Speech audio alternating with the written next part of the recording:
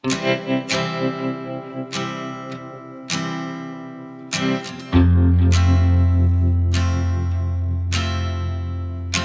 হাওয়াটা লাগছে এখন গাড়িতে।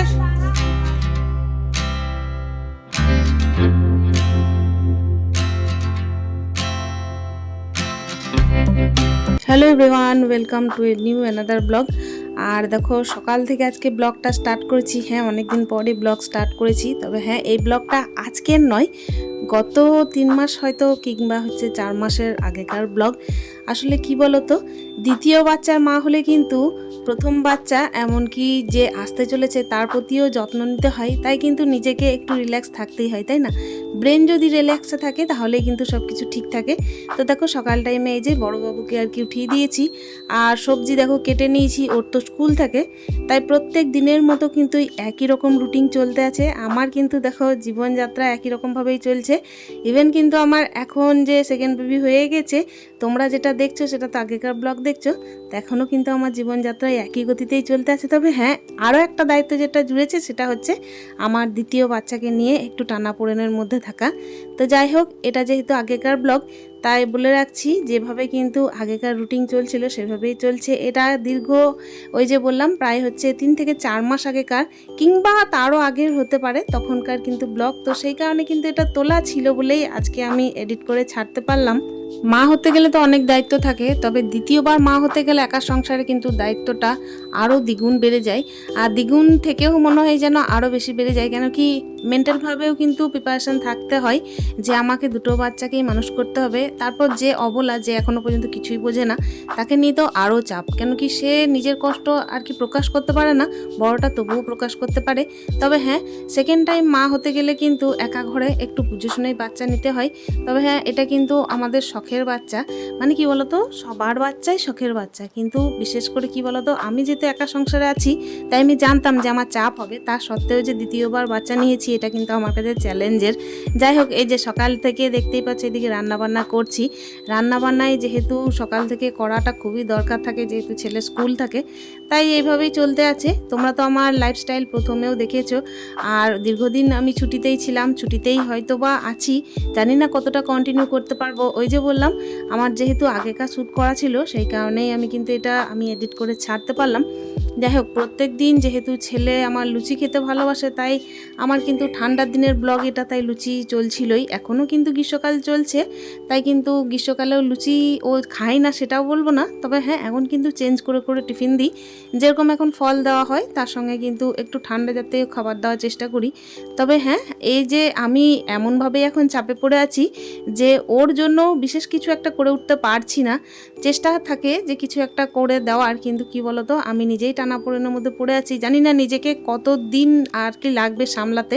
চেষ্টা তো থাকবে, এইভাবেই যদি আমি আগের মতো সামলাতে পারতাম তাহলে সবই যেন মানে ঠিকঠাক আগের মতোই হয়ে যেত। তবে কি বলতো, একটা ছোট্ট বাচ্চাকে নিয়ে যে এখনো পর্যন্ত নিজের কিচ্ছু করতে পারে না, এখনো পর্যন্ত মা বলেও ডাকতে পারে না, মা আমার এই কষ্টটা হচ্ছে সেটাও বলতে পারে না, ওর শুধু একটাই ভাষা, সেটা হচ্ছে কান্নার।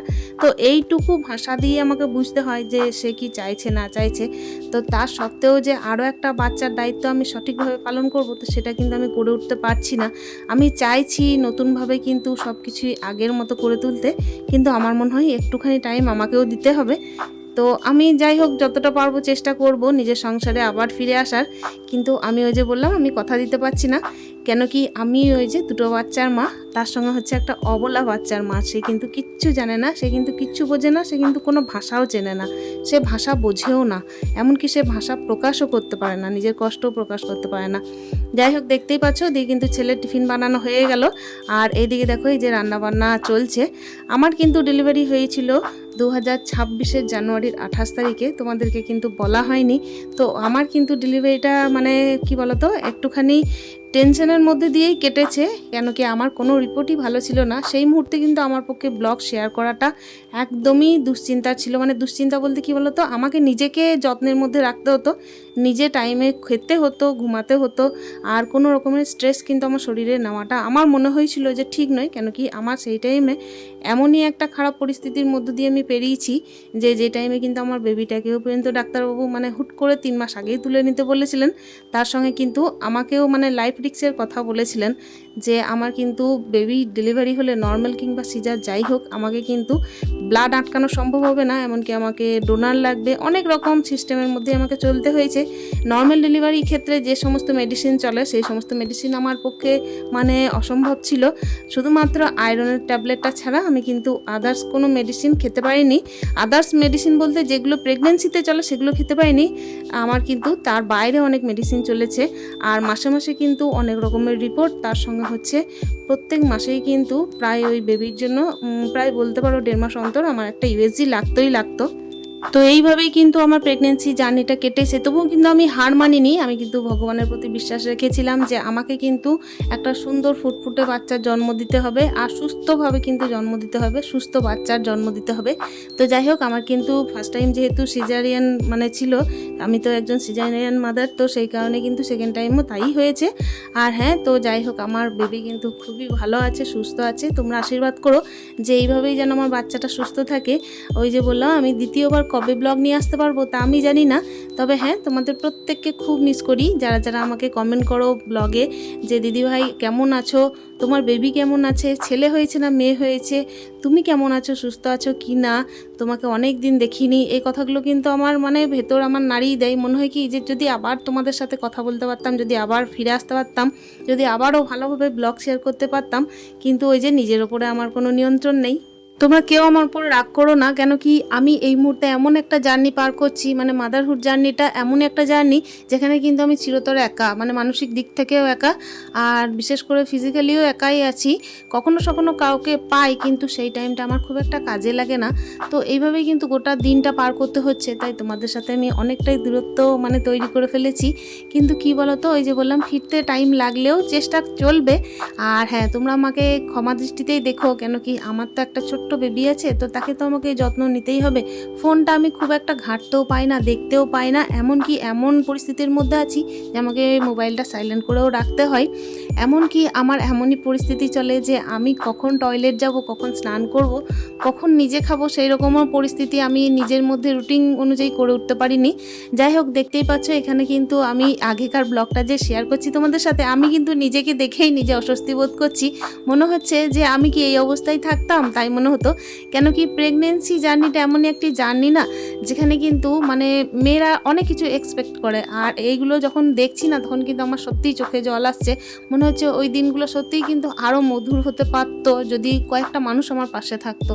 যাই হোক, এই টাইমটা তো আবার ঘুরে আসবে না, কেন কি সেকেন্ড টাইম আমি যে আর মা হব, মানে থার্ড টাইম যে আমি আর মা হব সেটা তো নয়।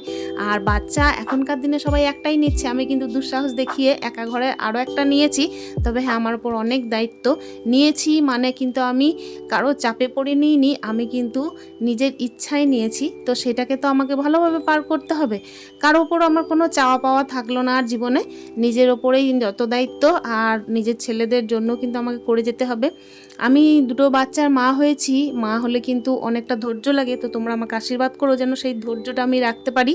এই যে দেখো আগেকার কাজগুলো, ছোট ছোট কাজগুলো যে গোছানোর মতো দেখাতাম আমি বাড়িতে, এখনকার পরিস্থিতি আমার কিন্তু সেরম নেই যে তোমাদেরকে আমি বাড়ি গুছানো দেখাতে পারবো। কেন কি এখন মানে পুরোটাই হয়ে গেছে কি, আমার রুম থেকে শুরু করে বিছানা থেকে শুরু করে আলনা প্রত্যেকটা জায়গায় কিন্তু একটা মেসি টাইপের হয়ে থাকে, মানে একদমই কেমন ধরনের হয়ে থাকে।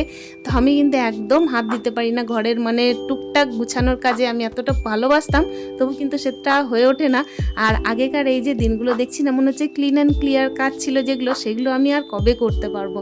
আসলে কি বলো তো, সেগুলো সম্ভবও হয়ে উঠছে না, জানি না কবে করতে পারবো। তবে হ্যাঁ, এই যে দিনগুলো দেখছি আমার কিন্তু নিজেকে দেখেই নিজে হাসি পাচ্ছে, আবার খুশিও হচ্ছে। আবার কি বলো তো, আমার মনে হচ্ছে যে এই দিনটা কি আমি আর ফিরে পাবো। আমার এই ছোট্ট সোনাকে আমার পেটুর মধ্যে যে রেখেছিলাম, এই দিনটা এই মুহূর্তটা কি যে মানে সুন্দর, কিচ্ছু বলে বোঝানোর নয়। আর এই যে দেখো এখন কিন্তু খেতে বসে গেছি, খাবার টেবিলে এই যে খাবার নিয়ে আছি, ডাল আছে, আর ওইদিকে একটা সবজি করছিলাম, এখানে মাছ আছে, লেবু নিয়েছি, পেঁয়াজ নিয়েছি। তো এই সমস্ত কিন্তু রান্না বান্না করেছিলাম, নিজেই নিজেকে মোটিভেট করি, নিজেই নিজেকে আর কি উৎসাহ দেওয়ার চেষ্টা করি, এই কারণে যাতে আমি একটা একটা সুস্থ বাচ্চা জন্ম দিতে পারি। টাইমলি খাওয়া দাওয়া করার চেষ্টা করি, কেন কি খাওয়া দাওয়াটা কিন্তু খুবই ইম্পর্ট্যান্ট ছিল এই টাইমে।